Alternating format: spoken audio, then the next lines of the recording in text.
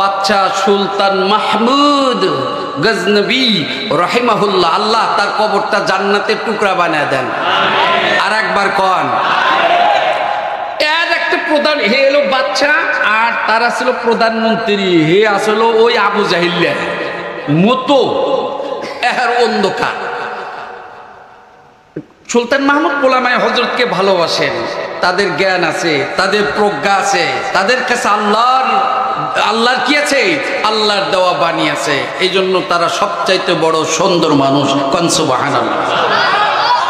বাদশা প্রধানমন্ত্রী দুইজনই রওনা করছেন, যাইতে যাইতে হঠাৎ করে এই যে প্রধানমন্ত্রী, হে কিন্তু আলেম ওলামাকে ভালোবাসে না, ইসলাম ভালোবাসে না, কোরআন মোহাব্বত করে না। আল্লাহর বান্দা সুলতান মাহমুদ রহিমাহুল্লাহ তিনি জিজ্ঞেস করলেন, প্রধানমন্ত্রী, জি স্যার, আচ্ছা এই যে পুকুর দেখতেছো, এই পুকুরে কয় গ্লাস পানি আছে? সুবহানাল্লাহ, কয় গ্লাস? আচ্ছা আপনারা কি বলে হারবেন কয় গ্লাস পানি আছে? সুলতান মাহমুদ আল্লাহর প্রিয় বান্দার প্রশ্ন যখন উত্থাপন করলেন, প্রধানমন্ত্রী ডাকতে বললেন, স্যার এই পুকুরে কয় গ্লাস পানি আছে এটা আমি কেমনে করে বলবো? হিসাব যদি জানতে চান তাহলে আমাকে একটু সময় দেন।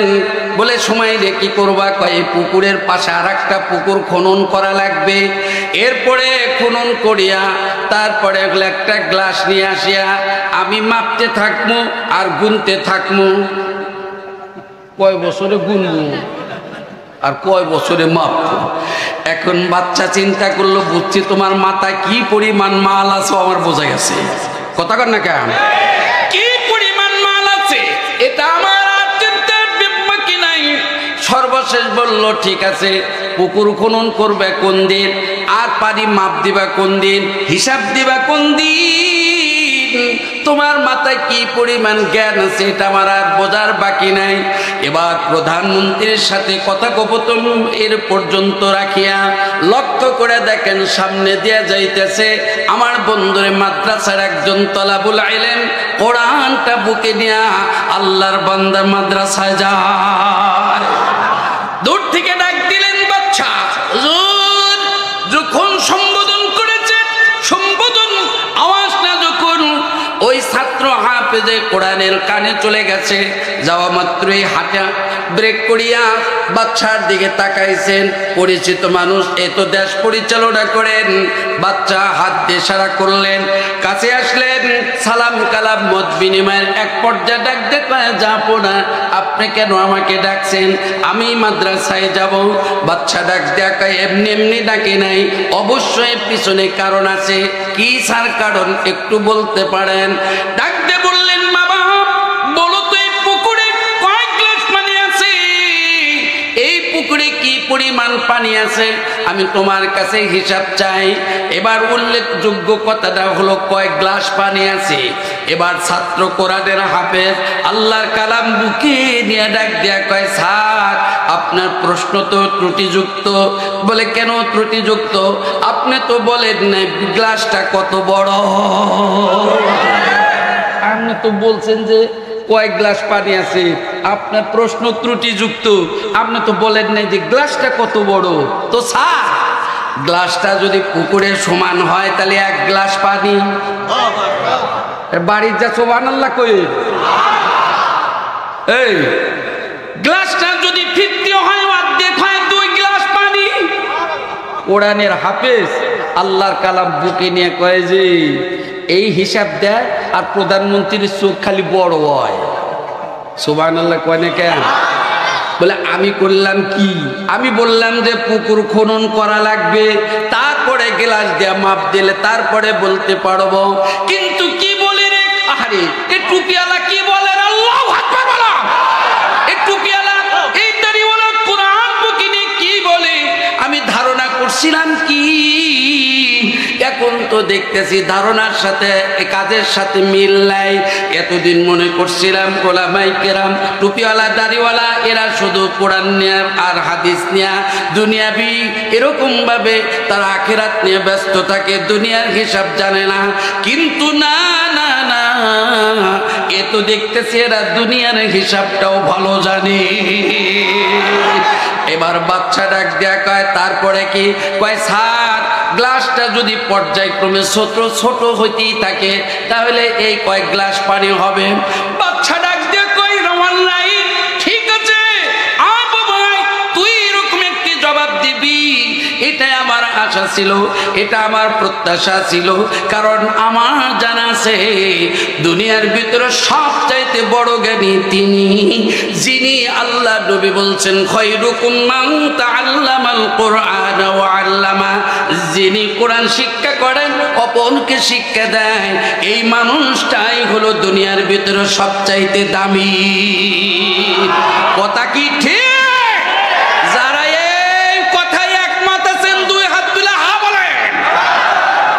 হা জয়যুক্ত, হা জয়যুক্ত, হা জয়যুক্ত। অতএব কোরআনের সাথে বিরোধিতা করলে তার রক্ষা নাই, কথা বলো ঠিক কিনা? নামান হা।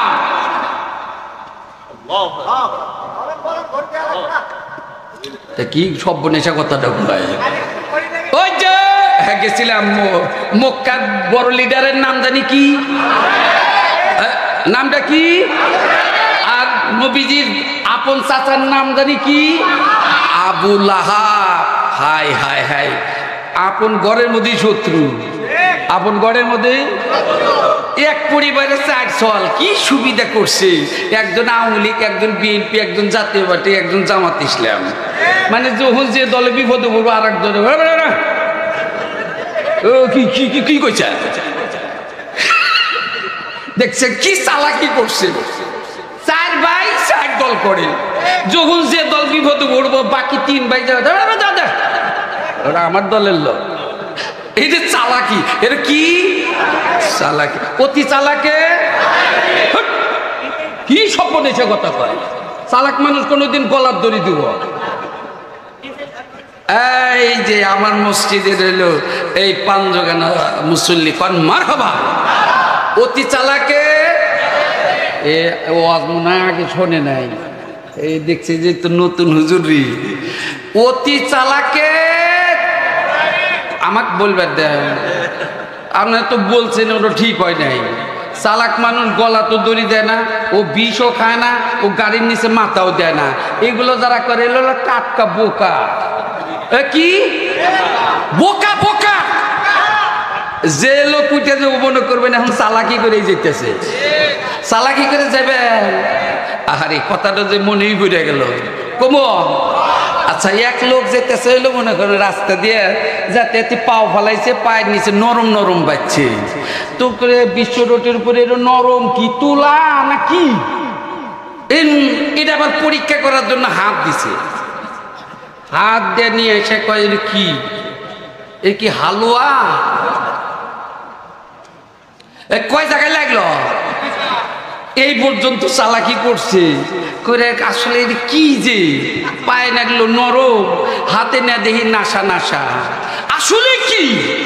এবার পরীক্ষা করার জন্য দিছে নাকে, নাকে দেয়া পায় ইন্না লিল্লাহি ওয়া ইন্না ইলাইহি। পাশে দেখা মরলো কেন রে? না কেউ মরে না, আমি নিজেই মরছি। কেমন আপনার কি অসুবিধা হতেছে নাকি? এইলে না কইলে আপনারা তো থাকতেন না। আমি তো মুক্কায় আছি, আমার পরে কে আসবেন? মাদানি কেউ আজকে আসবেন? আসতেছে, হ্যাঁ দেখতেছি তো। কি কয় আমি কেউ বলার লোক কিন্তু, আমার তো কামই করছে ওইটা। একটু মার হবা কন না না, এ তকবীরে কি এর তকবীর এসে দেখি এর হইলে দেখতেছে এই যে এই 5ই আগস্টের আগের তকবীর, 5 আগস্টের তো পরে এ তকবীর চলবে না। কথা কি ঠিক? আজকের তকবীরে এই জৈনুদ্দিন এই কওমি মাদ্রাসার উদ্যোগে আজকের এই মাহফিল থেকে এই গোটা আমবাগকে জানা দিতে হবে, এই আমবাগ কোনাবাড়ি গাজীপুর কোন জাহেলের কারখানা থাকবে না, এটা মুমিনদের মুসলমানদের কারখানা থাকতে হবে।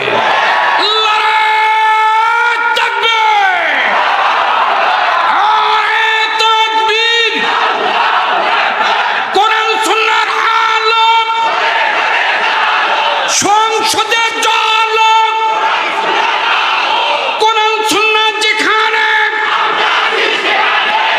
বাহ, কথা হাতে জানি কাজের মিল থাকে। আর কে ব্যাঙ্গে ঘরে জ্ঞানীর জন্য সারাই যথেষ্ট। আর বোকা দেখ ব্যাগ করলে দেখকে দেও দিক নিয়ে আসবেন না। কথা কি ঠিক? কি জানি বলবেন ছিলাম, কয় জায়গায় পড়ছে? কয় জায়গায়? মুমিনেরা 3 জায়গায় ঠকবে না। আল্লাহ তাদেরকে মরণে, কবরে, হাসরে আল্লাহ কয় তাদের বাঁচানোর দায়িত্ব আমি আল্লাহর।